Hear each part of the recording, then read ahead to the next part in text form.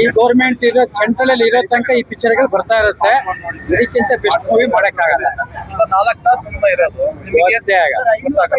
ಅರ್ಧ ಗಂಟೆ ಸಿನಿಮಾ ನೋಡ್ದಂಗೆ ಆಯ್ತು. ಮೆಸೇಜ್ ಇದೆಯಾ?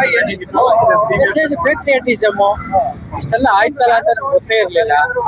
ಎಲ್ಲಕ್ಕಿಂತ ಹೆಚ್ಚಾಗಿ ಇಂಥ ಸಿನಿಮಾ ತೆಗೆಯೋ ತಾಕತ್ತಿರೋದು ಸೆಂಟ್ರಲ್ ಅಲ್ಲಿ ಇರೋದ್ರಿಂದ ಮೋದಿ. ಅದರ್ವೈಸ್ ಆಗಲ್ಲ ಇಂಥ ಪಿಕ್ಚರ್. ಅವ್ರ ಕೈಲಿ ನೋಡಕ್ಕಿದ್ದ ತಾಕತ್ತೇ ಇಲ್ಲ ಪಾಕಿಸ್ತಾನದ ಈ ಪಿಕ್ಚರ್ ಅಂತ ಹೇಳ್ಬೋದು. ಬಹಳ ಖುಷಿ ಆಯ್ತು. ಮುಂದೆನಾರು ಹಿಂದೂಗಳು ಇದನ್ನ ತಗೊಂಡು ಹೋಗ್ಬೇಕು ಅಂತ ನಾನು ಹೇಳ್ತೀನಿ ಅಷ್ಟೇ.